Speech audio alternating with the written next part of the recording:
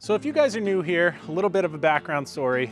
The start of this channel actually started with building Rum and Colt, which is that 2-horse trailer that's underneath that cover back there. And we actually turned it into a mobile bar business. Throughout the course of running that business, we've noticed the need for an additional satellite bar or portable bar that we could add in conjunction with that for larger parties or for a party that maybe that trailer can't fit in. So to bridge that gap, I actually built a portable bar shortly after we started that business. I think it was year number 2 or the start of year number 2. And while it did help, it was a little bit clunky, heavy, and difficult to set up. So I decided to build a new one. And with this new bar, it solved all of those problems. It's substantially easier to set up. It's much lighter, and I think it's overall just gonna work a whole lot better. Throughout the course of this video, I'm gonna get this whole thing built out and ready to go for another season. Let's get into it. To get this process started, I drew up a 3D model like I've been doing with all my most recent projects, to work out all the important dimensions and how much material I need. For this project, I decided to use 1/2-inch maple plywood. On the last bar I built, I used 3/4, and while the 3/4 offered a much stronger structure, the last bar was a lot heavier, and to be honest, after loading up this bar with all the supplies, the 1/2-inch was more than enough. To get the build started, I got some help getting several sheets of 1/2-inch plywood, shout out to my lovely fiance, and loaded them onto my Bora Centipede. I have used this now for several projects on and off the channel, and I have to say, this thing is a game changer. It makes breaking down material and having a quick collapsible work area super easy. I'm not sponsored by them, or anyone for that matter, but if you'd like to get one of these or any of the tools I use, I'll have Amazon affiliate links that help support the channel below. To rip down the sheets to the needed widths, I used a combination of the track saw and the table saw. I also cut the larger panels to their final lengths with the track saw.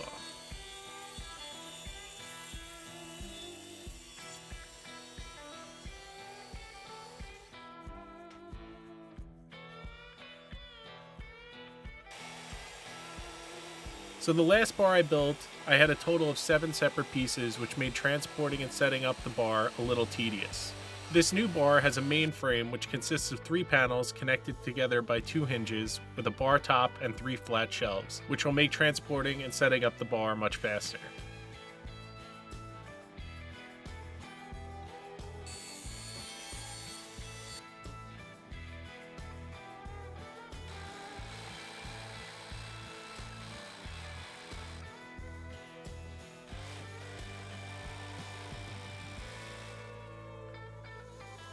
All right, so I got all the rip cuts done. Now we're gonna move to cutting down some of the pieces to length and putting together all the support pieces that have to go on the backs of all the panels to accept the shelves and the hinges and all that stuff.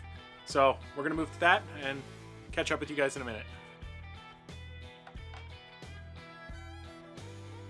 So for this project, I actually got a new tool, and who doesn't love getting a new tool for the shop? This narrow gauge stapler. And I'll explain why I decided to get this in just a second, but let's check out this awesome guitar that my brother's making while I'm building this bar.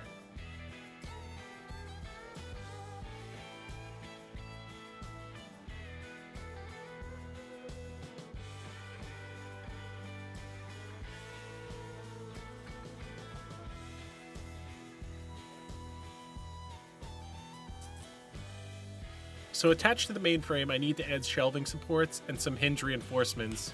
So I used a combination of Type Bond 3 wood glue and a narrow gauge stapler.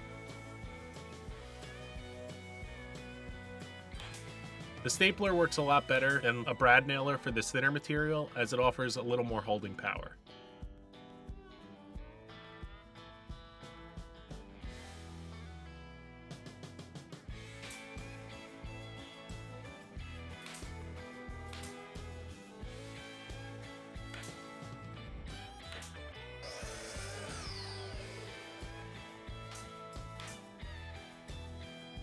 I had quite a lot of company on this day, my brother working on his guitar, my fiance wanted to help out with the bar. With my brother and I singing some Creed, my fiance shrieking from a bee, tormenting her, we made quick work of all the supports and reinforcements, and we moved on to the hinges.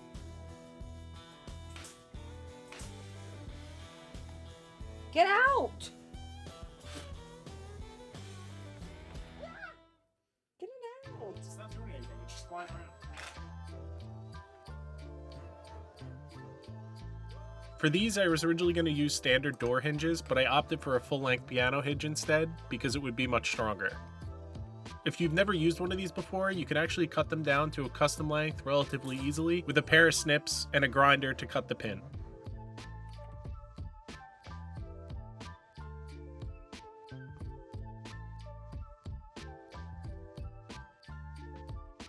So there were a lot of screws in either side of this piano hinge, and I wanted to pre-drill them all to give them the best chance of not damaging the wood when putting the screws in. So I got a set of these bits from Bosch that have this centering alignment plunge thing. I don't really know what they're called. I guess they're self-centering bits, and they made drilling all these holes a lot faster and a lot more accurate, and a lot easier for that matter.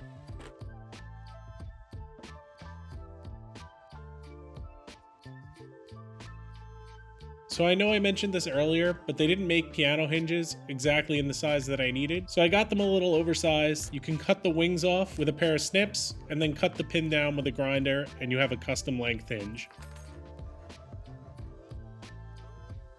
So yesterday I got a whole bunch done. I got the 2 side panels all finished with all the supports. I got the front panel finished with all the shelving supports, and I actually got the piano hinges mounted. So now everything is all tied together. So now I need to make the shelves that are actually going to go in between both side panels to hold the side panels open basically and keep the bar from falling down. And then I have to build a top that'll basically lock the whole thing together, which I'll show you how that's done in a couple minutes. This thing's actually turning out really, really nice, and I can't wait to wrap it up. So let's keep working.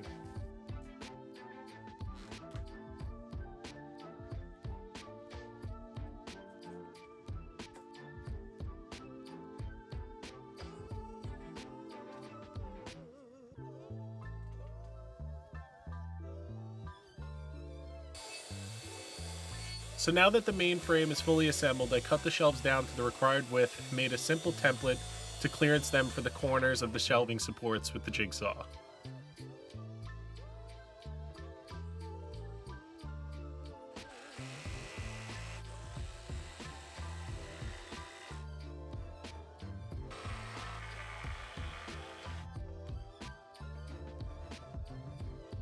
With the 3 shelves all clearanced, I took it outside to give it a setup and see how everything would fit. So, as you can see, I got the main framework of the bar done. I have one more piece to build to close in the top and actually hold this thing from opening up outward beyond what the hinges would allow. And then we're gonna add some rear shelf supports, which are in my design, but you can see with the 1/2-inch plywood, we don't have a lot of rigidity across the width of the bar.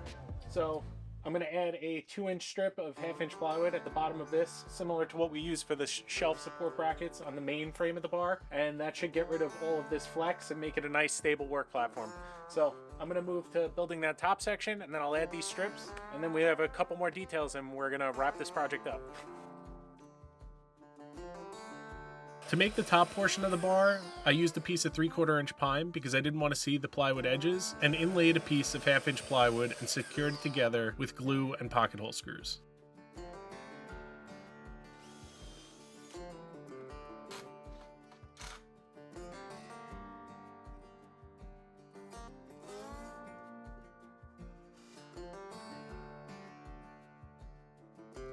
Next, I glued, stapled, and screwed the shelf stiffeners in. I know that's a lot of fasteners, but I was worried about these coming off the panels, and filled all the holes and sanded around the whole bar.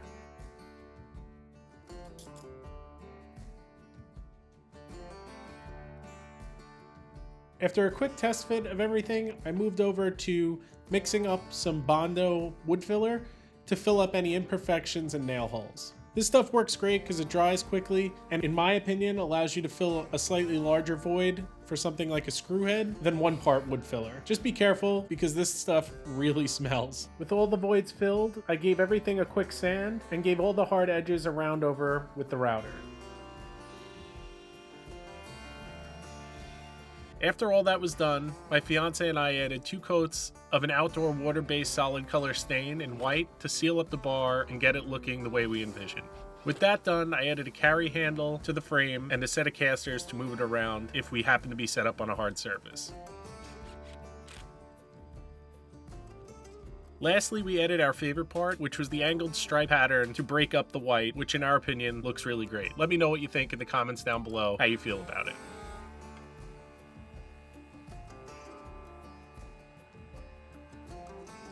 For these strips, they were just 1/8 inch pine that came with a round over on them already, which I cut to the necessary angle and then used the router table that I built in my last video to round over the cut edges to match.